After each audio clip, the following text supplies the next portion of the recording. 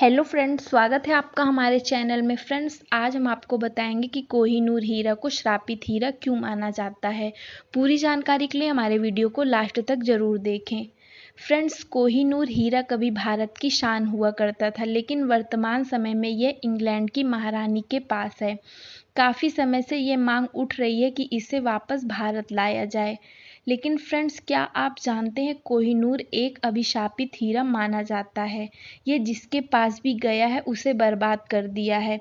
तो चलिए जानते हैं कोहिनूर हीरे की पूरी दास्तान। कोहिनूर दुनिया के लार्जेस्ट कट डायमंड में से एक है। इसका कैरेट वजन 100.6 कैरेट है। इसके मूल वजन का रिकॉर्ड किसी के पास नहीं, लेकिन वर्तमान समय में इसका सही वजन 186 ओल्ड कैरेट है। इसे भारत के आंध्र प्रदेश की गोलकुंडा की एक खान से निकाला गया था, लेकिन अब यह ब्रिटिश क्राउन का हिस्सा है। इसकी मालकिन एलिजाबेथ टू है। कोहिनूर का अर्थ है आभा यानी रोशनी का पहाड़। एक समय यह हीरा दुनिया भर में अपने आकर्षण और अपने बेजोड़ आकार के लिए प्रसिद्ध था और कीमती पत्थरों में से इसे सबसे ऊपर माना जाता था। कुछ लोगों का यह भी कहना है कि इस हीरे का मालिक दुनिया का मालिक है। तो आइए चलते हैं कोहिनूर के सफ़रनामा में। कोहिनूर ऐसा बेशकीमती हीरा है जिसने कई देशों की सैर की है और अंत में लंदन की महारानी के पास जा पहुंचा। कोहिनूर हीरा का इतिहास बहुत ही पुराना है, करीब 5000 साल पुराना। इसके बारे में पहली जानकारी 1304 के आसपास मिली थी। उस वक्त ये मालवा के राजा महलाक देव की शान हुआ करता था। इसका जिक्र बाबरनामा में भी मिलता है, जिसके मुताबिक ग्वालियर के राजा विक्रमजीत सिंह ने 1526 में सारी संपत्ति पानीपत के युद्ध के दौरान आगरा के किले में रखवा दी थी, जिसमें कोहिनूर भी शामिल था। युद्ध जीतने के बाद बाबर ने किले पर कब्जा कर लिया और साथ ही 186 कैरेट के कोहिनूर को भी अपने कब्जे में ले लिया। उस वक्त इस हीरे का नाम बाबर हीरा पड़ा। जब कोहिनूर बाबर के पास आया तो ये काफ़ी समय तक मुगल राजवंश का हिस्सा रहा, लेकिन 1738 में ईरानी शासक नादर शाह ने मुगल साम्राज्य पर हमला कर दिया। 1739 में उसने दिल्ली के शासक मोहम्मद शाह को हराकर उसे बंदी बना लिया।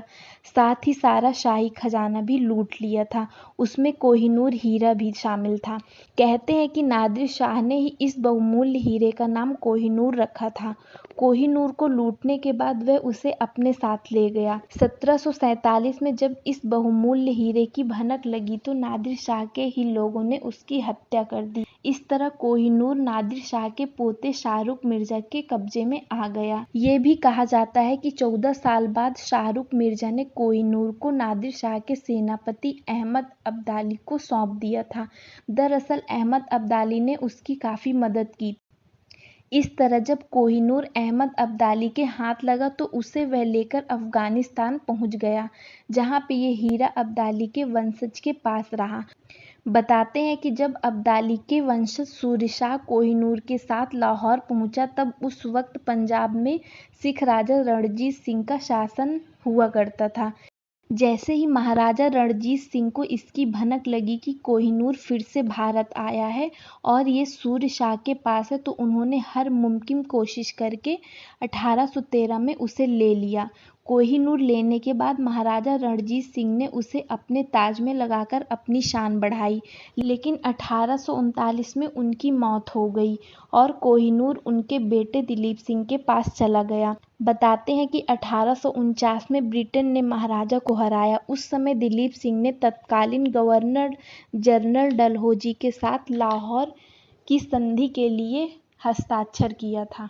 संधि के मुताबिक कोहिनूर को इंग्लैंड की महारानी को सौंपना पड़ा। इसके बाद लॉर्ड डलहौजी 1815 में कोहिनूर को लाहौर से मुंबई ले आए और फिर उसे लंदन भेज दिया। 3 जुलाई 1850 में इसे बकिंघम पैलेस में महारानी विक्टोरिया के सामने पेश किया गया। नूर को तराशने वाले मशहूर डच फर्म कोस्टर ने इसे नया रूप दिया।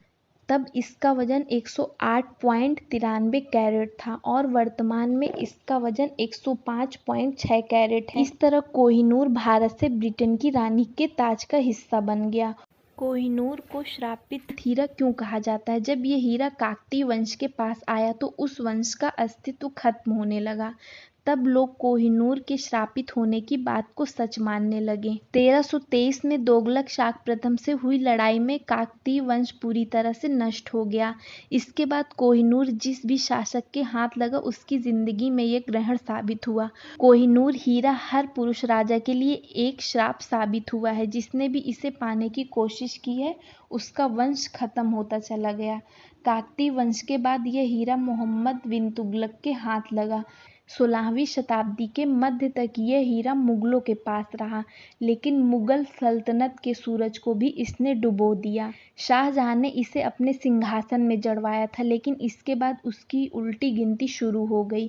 शाहजहां के बेटे औरंगजेब ने शासन अपने अधीन करते हुए अपने ही पिता शाहजहां को बंदी बना लिया था, जिसे कोहिनूर से ही जोड़ा जाता है।